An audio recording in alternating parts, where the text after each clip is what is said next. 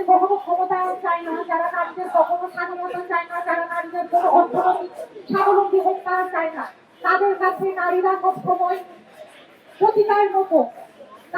আমি তাদের কাছে একটা প্রশ্ন রাখতে চাই, তারা বলছিল যে বাংলাদেশে নারীরা যারা ঘরের বাইরে যায় তারা তাদেরকে পতিতাবৃত্তি মনে করে। তাদের কাছে আমাদের প্রশ্ন, আপনাদের যে জামাতের নারী কর্মীরা পাড়ায় পাড়ায় দিনের প্রতি এলাকায় গিয়ে যে মানুষের কাছ থেকে বিকাশ নাম্বার চাচ্ছে এবং তারা বাইরে গিয়ে ধরনের কর্মকাণ্ড করা হচ্ছে, তাহলে কি আপনারা এদেরকে পতিতা হিসেবে কি রাস্তায় নামিয়েছে? প্রিয় উপস্থিতি, আপনারা দেখেন বিশেষ করে ঢাকা বিশ্ববিদ্যালয়ে নারীদেরকে তারা কিভাবে বিনোদন করার পরে সেই ব্যক্তিকে কিভাবে ফুলের মালা দিয়ে তারা থানা থেকে ছাড়িয়ে এনেছে একটা মত সৃষ্টি করে।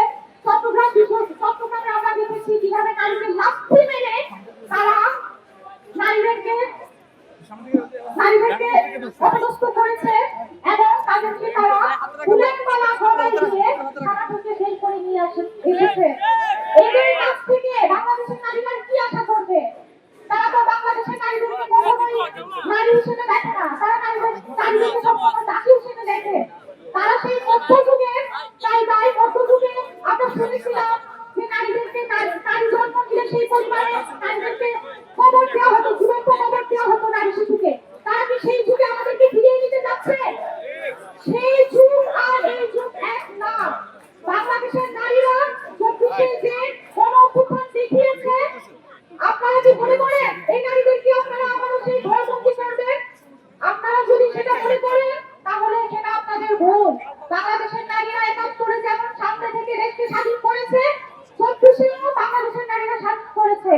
আপনাদের এই ধরনের কোনো কর্মকাণ্ড বাংলাদেশের নারীরা মেনে নিবে না এবং কোনোভাবে নিবে না। আমি আজকের এই সমাবেশ থেকে বলতে চাই, আমাদের নারীদেরকে যেভাবে পতিতা হিসেবে যে ধরনের আখ্যা দিয়েছে, এই জন্য তার প্রকাশ্যে ক্ষমা চাইতে হবে হাতে পায়ে পড়ে।